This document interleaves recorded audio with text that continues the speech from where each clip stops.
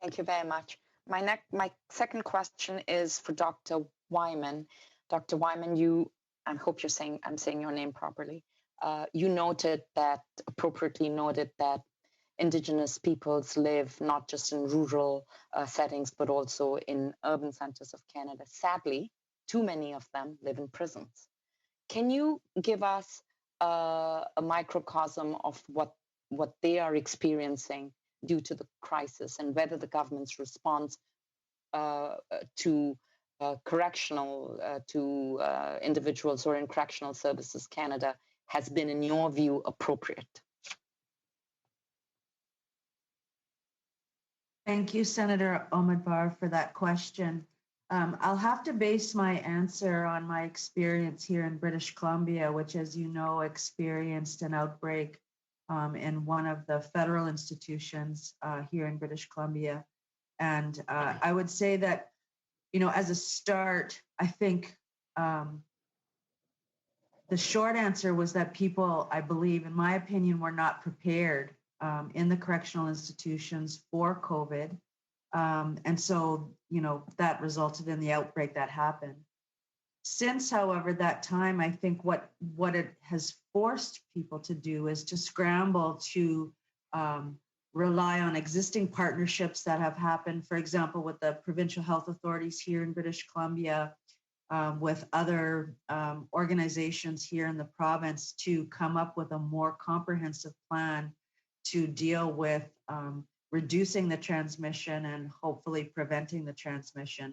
And there are many issues, not just for the inmates, of which Indigenous people are overrepresented, and also for the staff in those institutions. So right now, our experience, at least with the federal system, is that we have here at First Nations Health Authority, where I work, we have established through our existing partnerships and building on those partnerships, we have established different pathways, for example, to appropriately plan for discharge, because there's a great deal of concern that an individual who is released, either serving to the expiration of their warrant or on parole, will still, for example, travel to a rural or remote community and thereby potentially bring the risk of transmission with them. So that has taken some time. So I would say that now we're probably in a better place than we were a month or two ago, but we weren't prepared, I don't think, initially. And of course, as I mentioned, there are other there are situations in the corrections, in both provincial and federal corrections, where because we are overrepresented in that population, we stand to experience the majority of the negative outcomes that could potentially happen.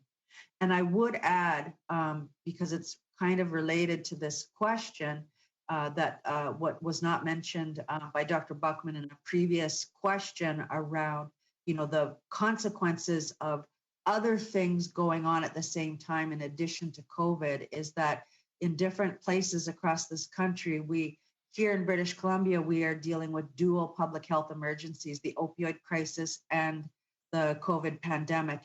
But the opioid crisis is also taking place in different places across the country in large urban settings, as an example.